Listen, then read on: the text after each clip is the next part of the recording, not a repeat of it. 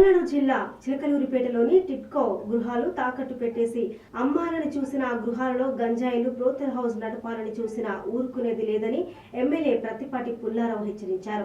చంద్రబాబు నాయుడు నేను మంత్రిగా ఉన్నప్పుడు ఇలా పేదవారికి ఎక్కువ గృహాలు కడుతున్నారు అంటే అడగక ముందే నాకు నిధులు కేటాయించి ఒక స్మార్ట్ సిటీగా తయారు చేస్తే గత పాలకులు వచ్చి అక్రమాలు, అరాచకాలు, గంజాయి బ్రోతల్ హౌస్లు నడిపే విధంగా ఈ చిట్కా గృహాన్ని తయారు చేశారని అన్నారు. ఇక టిడ్కో గృహాల్లో నిరుపేదలు, ఇల్లు లేని వారు స్వచ్ఛందంగా నివసించే విధంగా చేస్తాను.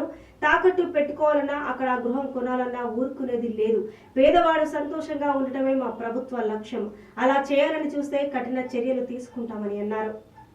ఎక్కడెక్కడైతే దీన్ని తాకట్టు పెట్టారో, అమ్ముకున్నారో మొత్తం క్యాన్సిల్ చేస్తున్నాం. మొత్తం క్యాన్సిల్ చేసి ఎవరైతే అక్కడ పేదవాడు చేరతారో రాజకీయాలకు అతీతంగా చిలకలూరుపేటలో పేదవారికి చేరిన తర్వాతనే రైట్స్ ఇవ్వబోతున్నాం. ఇక ముందు రైట్స్ ఇవ్వటం కాదు, తాళాలు ఇవ్వటం కాదు. తాళాలు ఇచ్చినవి కూడా వెనక్కి తీసుకుంటాం. ఎవరు దాంట్లో చేరితే వారికి రైట్స్ ఇస్తాం. కాబట్టి అద్దెకి ఇవ్వడానికి వీలు లేదు. నిరుపేదలకు చెందాలది.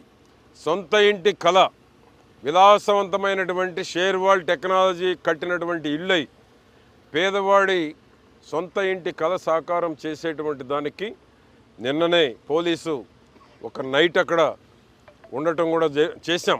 ఎందుకంటే వాళ్ళకు ఒక రక్షణ కల్పించాలనేటువంటి ఉద్దేశంతో పోలీసులు ఒక నైట్ అక్కడే నిద్ర చేయమని చెప్పాం. వచ్చే నెలలో మేము కూడా ఒక రోజు అక్కడే నిద్ర చేస్తాం. మేము మా కౌన్సిలర్స్ అందరం